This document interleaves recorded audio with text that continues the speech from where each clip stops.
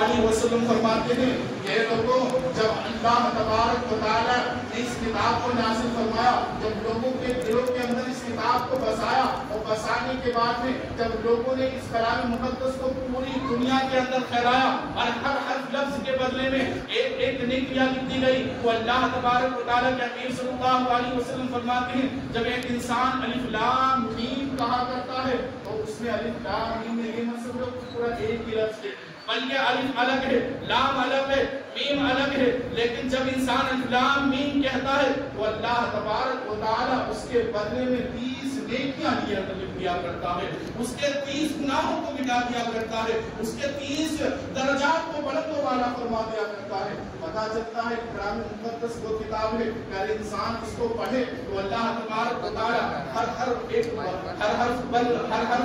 لفظ کے بدلے میں اللہ تبارک و تعالی اس کے نعمت اعمال دیا کرتا ہے۔ پتہ چلتا ہے تو کلام مقدس ہے کہ جس کلام مقدس کو پڑھنے کے بعد میں اللہ تبارک و تعالی خود فرماتا ہے کہ جب انسان دنیا سے چلا جاتا ہے تو کل قیامت کے دن یہی کلام مقدس ہے جو اس کی رہنمائی کرتا ہوا نظر آتا ہے، یہی کلام مقدس سے کہتا ہوا نظر آتا ہے اے مولا یہ چاہے تیرا بندہ ہے، بہت بڑا گناہ گار ہے، بہت بڑا جابر ہے، تمام طرح کے ظلم کیا کرتا تھا، لیکن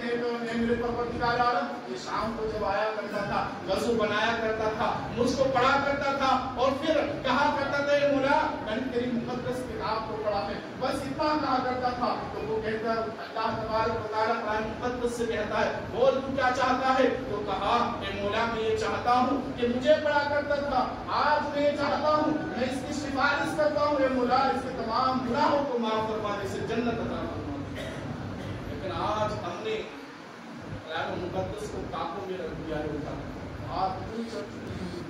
آج قرآن مقدس کو دیکھا جائے تو ہم رمضان میں کتنا پڑھ پا رہے ہیں قرآن مقدس، آج پوچھا جا رہا ہے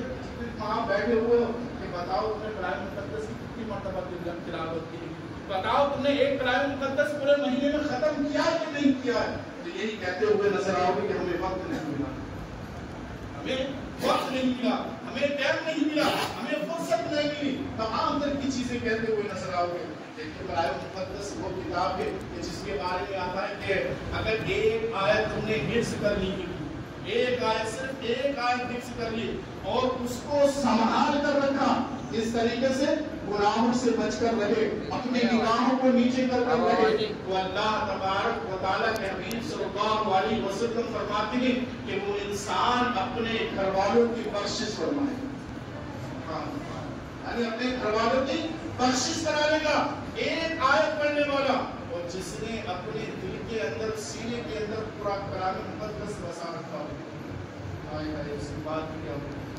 اللہ تبارک و تعالیٰ کے حبیب صلی اللہ علیہ وسلم فرماتے ہیں کہ جس کے دل کے اندر پورا کلام مقدس ہے اور اس مقدس کلام کو پڑھنے کے بعد میں اس کے اوپر عمل کیا ہے اس نے، تو کل قیامت کے دن اس کے ماں باپ کے سر پر ایک نورانی تاج رکھ دیا جائے گا اور لوگ رشتے رہیں گے، پوچھیں گے یہ کیا وجہ ہے ان کے سر کے اوپر یہ تاج کیوں رکھا گیا ہے؟ کہا کہ دنیا کے اندر ان کا ایک بچہ تھا یا بچی تھی کہ جس نے دنیا کے اندر حفظ کیا اور اس کو سنبھال کر رکھا، لوگوں کو اس کی طرف بلایا، لوگوں کو سنایا، لوگوں کو بتایا کہ اللہ تبارک و تعالیٰ کا یہ کلام مقدس کتاب ہے کہ جس میں پڑھو گے ثواب پاؤ گے، جس نگاہوں سے دیکھو گے۔ اللہ تبارک و تعالیٰ کے حبیب صلی اللہ علیہ وسلم فرماتے ہیں کہ جس طرح اس نے حفاظت کرنے کا اس کے لیے حکم ہے اس طرح اس نے قرآن مقدس کی حفاظت کی، تو اللہ تبارک و تعالیٰ کے حبیب صلی اللہ علیہ وسلم فرماتے ہیں وہ اپنے گھر میں یعنی اہل خاندان میں جن کے اوپر جہنم واجب ہو چکی ہے ان کو جہنم سے نکال کر جنت میں لے کر جائیں گے، یعنی قرآن مقدس کی برکت۔ لیکن آج ہم اسی کلام مقدس کو بھولے بیٹھے ہیں، آج ہمارے گھروں میں کلام مقدس تو نہیں، لیکن دیکھا جائے تو وہ الماریوں میں سجے ہوئے ہیں، آج ہمارے گھر کے اندر قرآن مقدس تو نہیں، لیکن دیکھا جائے تو ان کے اوپر دھول چڑھ چکی ہے، لیکن ہم پڑھنے کے لیے تیار نہیں۔ آج کیا وجہ ہے کہ آج ہماری اولاد ہم سے دور ہوتی چلی جا رہی ہے، آج ہمارے دلوں کے اندر نفرتیں